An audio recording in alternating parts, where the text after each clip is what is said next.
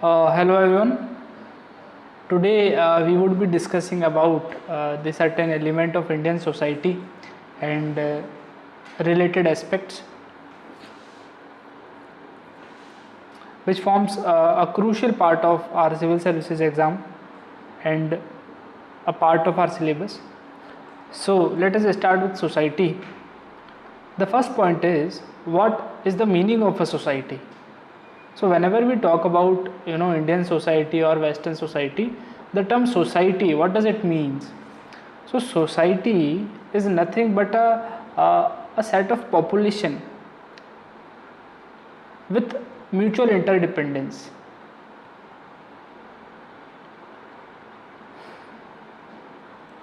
Now this society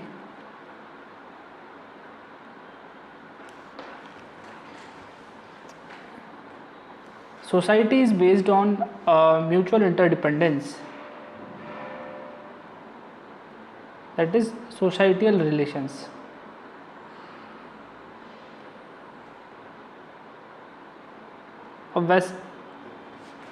Now see, it is said that man is a social animal. Now because since time immemorial we are living with society.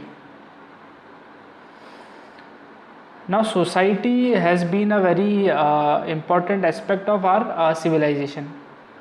Now society is formed by societal relations. These societal relations are what? Division of labor. What is division of labor? So for example, let's say we are living in a society. There are several rules here. In this society we have several rules. These rules are based on division of labor. For example, everyone in this society has different needs, and different needs cannot be met without having different elements in this society. So for example, let's say the food we eat today, this food is actually grown by a farmer. So a farmer produces a crop. Now this crop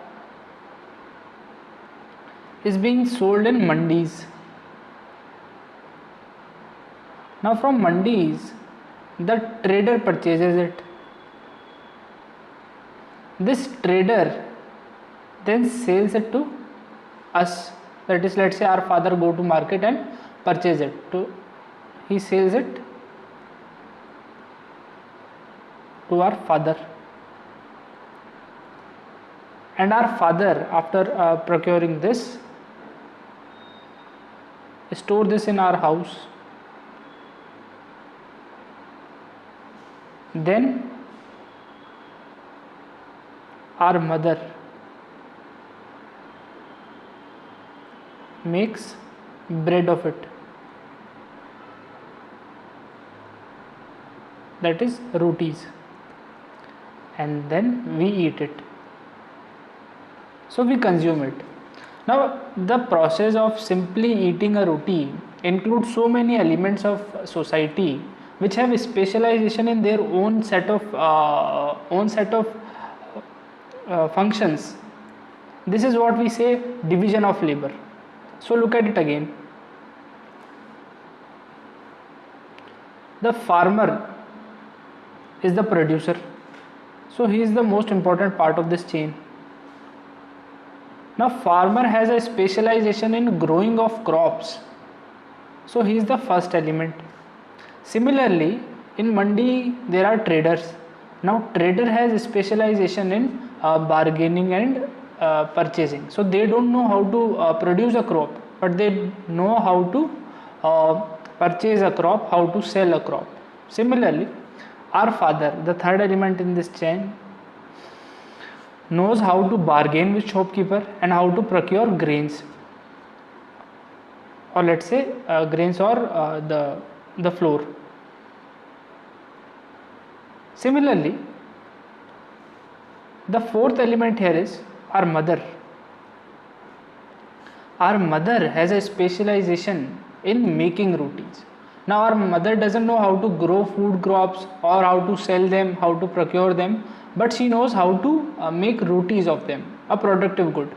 Similarly, we, the end user, we have specialization in eating things, right? The point here is different elements are there, the four important elements. They have specialization in their own task, and since all of them are important for us to get our bread on time, that is what we say a system of division of labor. Each and everyone is performing his or her task with due diligence and has expertise in his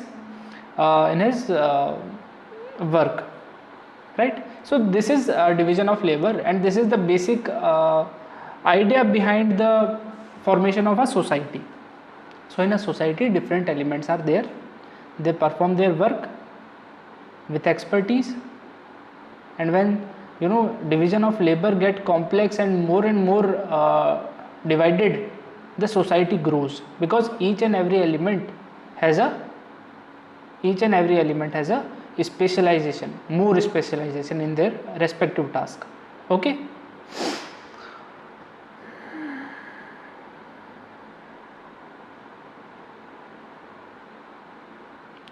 Now moving forward, each society has a set of rules. For example, farmer will produce this crop, then trader will purchase it, then our father will procure it, then our mother would make it. However, all this functioning includes a set of rule, because if any element of this society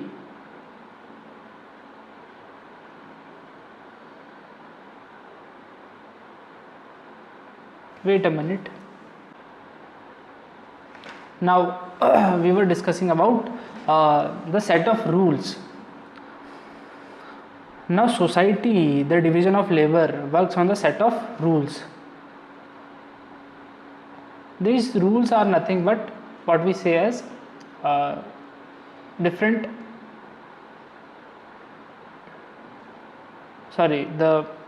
what I was talking about is, now society operate on several rules.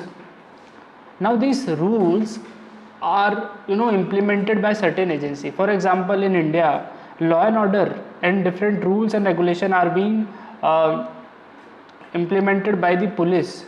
So similarly, in society there is also certain elements, there are certain social institutions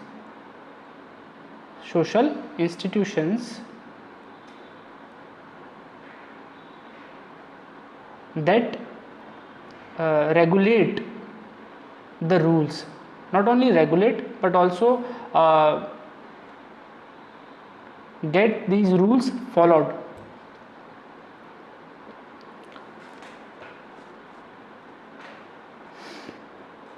For example, the best example is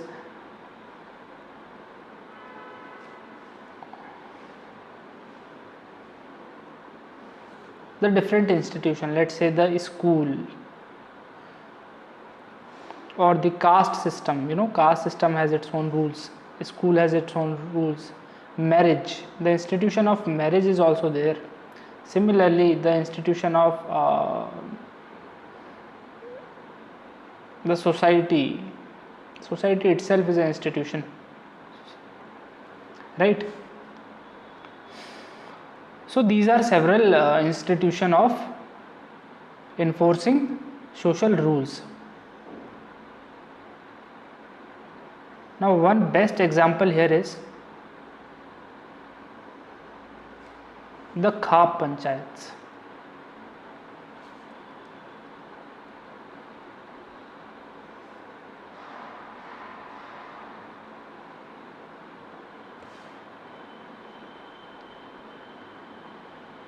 Yes, this is the Khap Panchayat.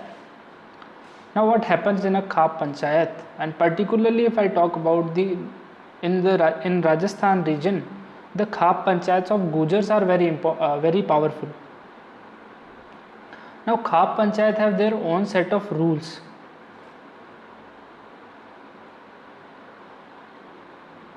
Rule 1, Rule 2, Rule 3, etc., etc. So for example, they would say ki you cannot marry a someone outside of your caste. This can be a rule. So these are the agency who get their rules followed. If you don't obey their rules, they would punish you. So for example, if you, let's say, disobey the caste order, and let's say you are a girl and you marry a Dalit boy, now this is against the Khap Panchayat rules. Now the Panchayat would be punishing you. So in its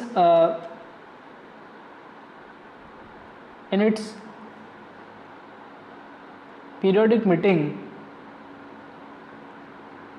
the Khap Panchayat would say ki okay, you do not want to follow our rules, then we will punish you. And this Khap Panchayat would say ki you will move out of the village.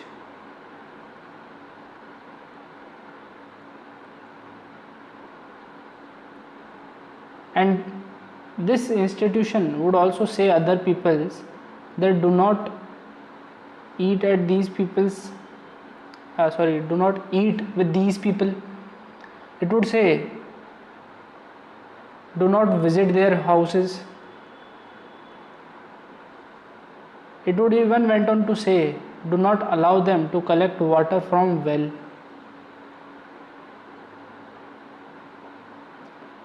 So these are separate. This is a simple example of how a social institution operates. So now we have discussed about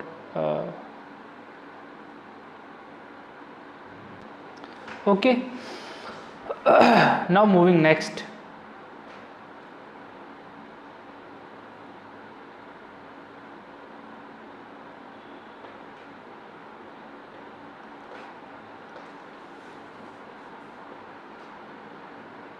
Sometimes these values, which we say the rules of division of labor,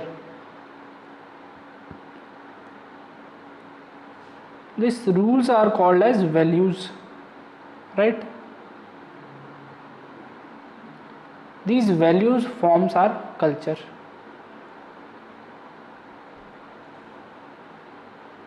And this culture gives us our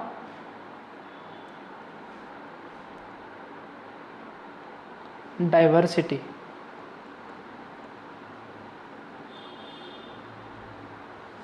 Okay. So now our focus is on this culture aspect. See, India has a huge diversity, and that is why we have a rich culture.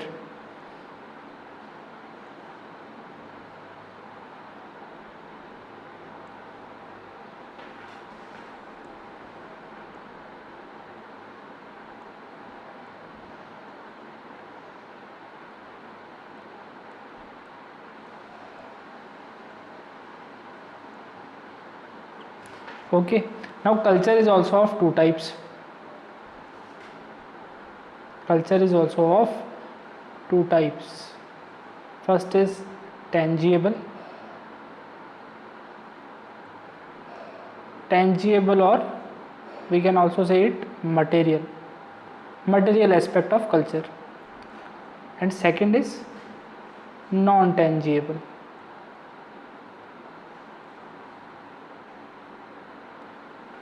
Right?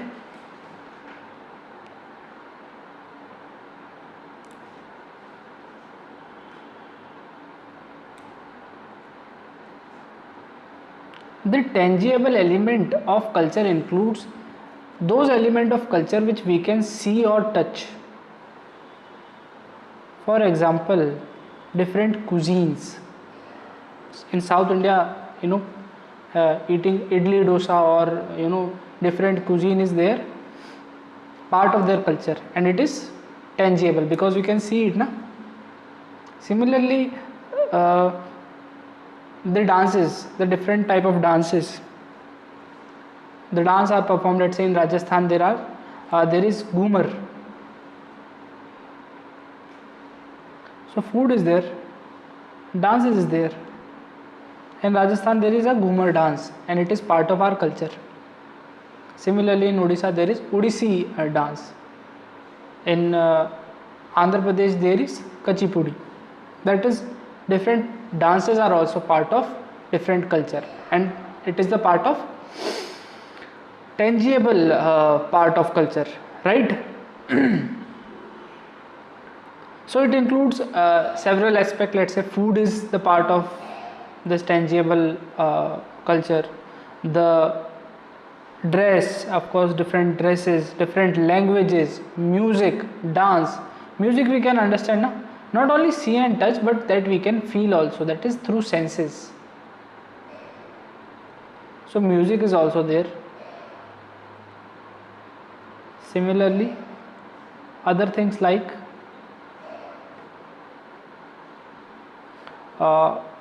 architecture, different temples, right? Similarly, different art forms. For example, there is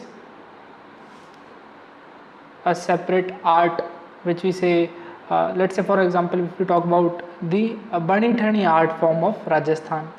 In Kishangarh it is made, the Bani Thani painting. Similarly, the Warli paintings of Maharashtra, it is also a part of their tangible culture. Similarly, religious practices. The religious practices. Hindus have their own separate practices. Muslims have their own separate practices. In fact, within Hinduism,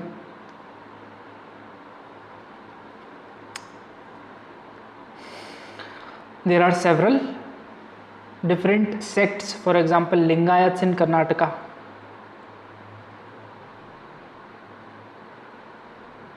They have their own,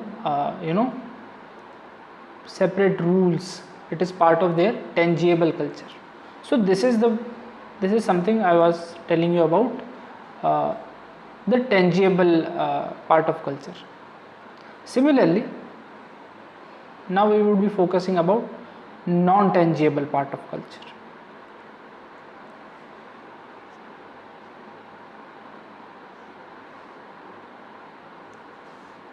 The non-tangible thing. Non-tangible or non-touchable, which we cannot directly see or we cannot directly feel or directly sense through our eyes, ear, nose or something. So for example, the belief of a society.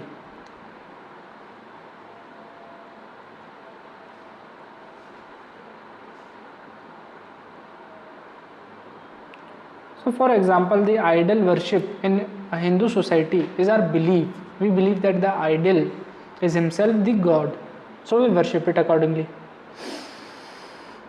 This belief is part of our non-tangible aspect of our culture. Similarly, the concept of family, the concept of marriage. Though we can see family and marriage, but we cannot see कि these are institution and we cannot directly see them operating or creating a force on us, right? Though they are influencing our day-to-day life, but we do not see the exercise of that kind of power upon us. Similarly, other things also. Let's say the third part is the philosophy.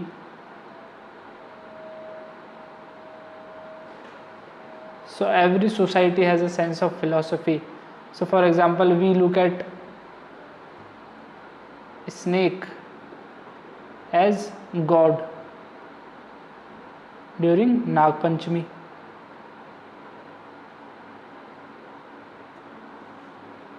However, other days a snake is a danger. This is part of our philosophy, our thinking. This is also a part of non-tangible part of our culture. So culture aspect is done now.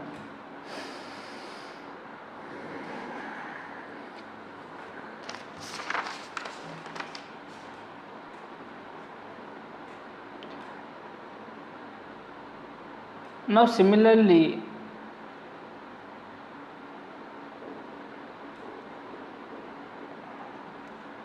so we were talking about the several societal rules. One important rule in Indian society is the Varna system. The Varna and the caste system. Both are different thing, let me tell you. Varna is different thing and caste is different thing. Never ever, misuse this word without knowing their meaning. So caste is different thing and Varna is different thing. Varna is actually what mentioned in Rig Veda and caste is its distorted form.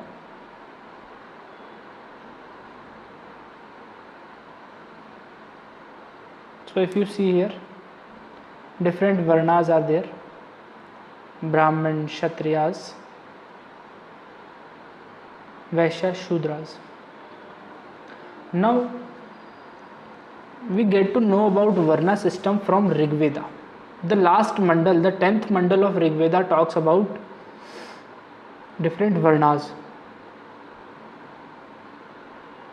Now the purpose of giving Varnas was to create a division of labor. For example, they say there are Brahmins. Now Brahmins' work is to teach. Similarly, Kshatriyas, their work is to fight and win wars. Similarly, the work of Vaishya was to do economic activity, to generate economic wealth, economic prosperity. Similarly, the work of Shudra was to do manual work.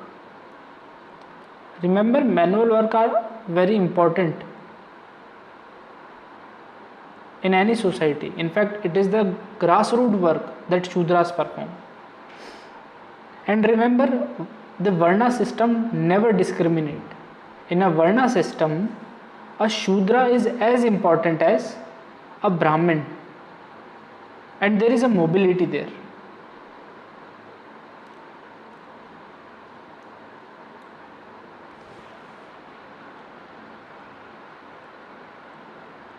Now we were discussing about the Varna system.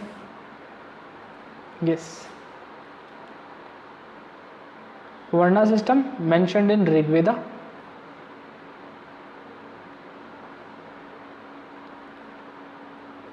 No discrimination.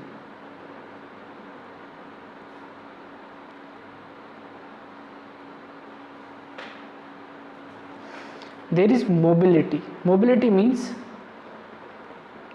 a Shudra or the son of a Shudra can be a Brahmin, or son of a Brahmin can be a Shudra. Similarly, can be a Vaishya or a Kshatriya, depending upon the work that they choose to perform. So let's say if I am born in a Vaishya family and now I am teaching it, so I have become Brahmana. So I am performing the work of Brahman. Now my Varna is Brahman. Similarly, let's say my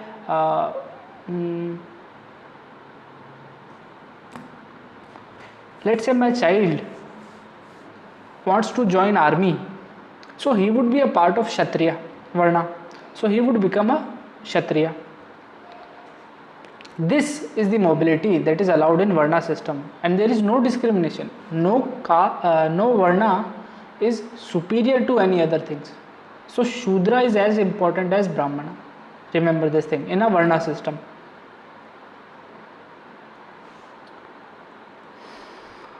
Similarly, that is, we call it no discrimination, that is equality of status.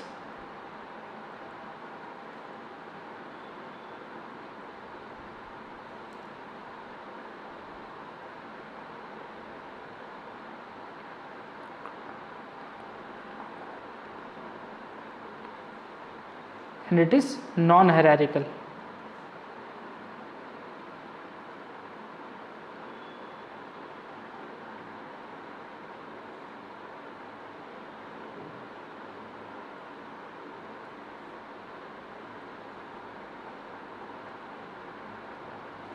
That is, if your parents are Brahman, that is not a guarantee that their son would also be a Brahman. That is non-hierarchical. So this is the essential feature of a Varna system, and this is what ideally mentioned in Rig Veda. However, with time, things are distorted. So Varna is an ideal condition. Its objective is to create a division of labor. So when we say someone is Brahmana, then they have expertise in teaching. If someone is Kshatriya, they have expertise in fighting war and winning it, and they are trained accordingly. So this is the sole purpose of creating Varna. However, in practicality and with time, things have changes. What we on ground today we follow is caste, not Varna. Caste is a distorted form of Varna. So what are the feature of caste? Caste has actually invented certain orthodox elements in itself. For example, it has here status is not equal.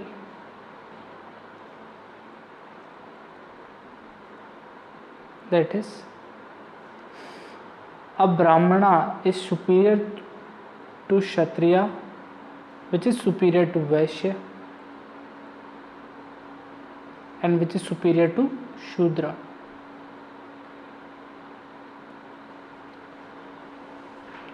So the Shudra becomes the most deprived person. He is the lowest in this category. And the status of Shudra is never equal to Brahmana or Kshatriya or the Vaishya. Similarly, other thing is, in this caste system, this mobility has been reduced. There is no mobility now. Now, a Shudra can never become Brahmana or Kshatriya, or a Brahman can never become a Shudra or Vaishya. So, mobility has become rigid.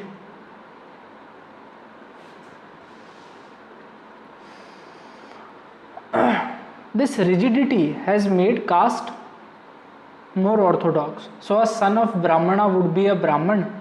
He cannot be Shudra, Vaishya, Kshatriya. Similarly, a son of Shudra would be a Shudra. He can never be a Brahman or Kshatriya or someone else.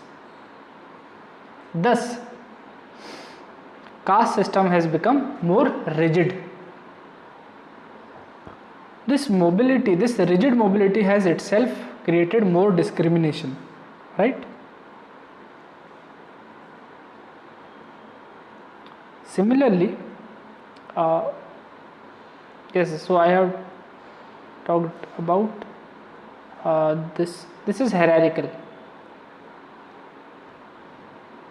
That is, if my father is Brahman, then I would be a Brahman. My father is a Shudra, then I would be a Shudra. So it is depending upon hierarchy.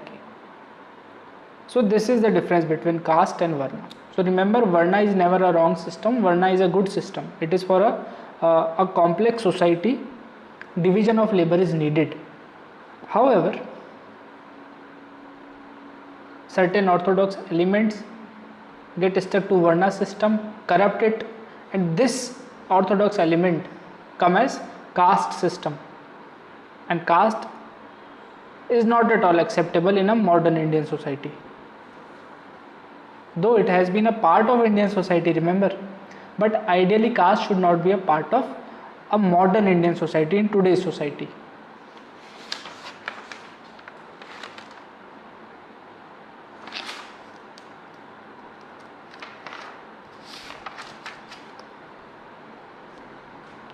So I think this is some important aspect in today's lecture we have discussed about. See, yes, one more aspect is remaining. The untouchables. The Brahmins are there. Who are the Shudras? Shudras are what we call them today as OBCs, other below caste, other backward castes. The untouchables are the Dalits. Dalits or SCs. Remember, Shudras are part of Varna system. Untouchables were never part of this whole Varna system. Dr. Bhimrao Ambedkar worked for upliftment of this particular section, which is not part of this whole Varna system. The Dalits are not the part of Varna system, neither of caste system. They are separate. They are separate from mainstream Hindu society. Remember, the Shudras are the other backward castes. Right? So this is the difference between the Shudras and the untouchables. Right? We often confuse that Dalits are the part of Shudras. No, they are not. The scheduled caste or the Dalits are untouchables and are not the part of mainstream Varna system or the caste system. Similarly, so today we have discussed separate things, several items. What we have discussed today is we have tried to answer that we have tried to answer first, what is a society. The second thing that we discussed about social institutions.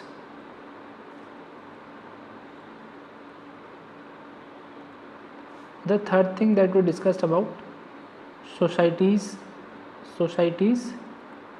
rules or values.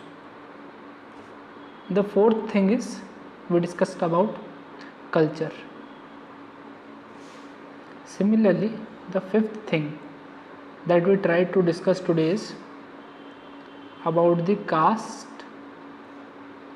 and Varna system. Right?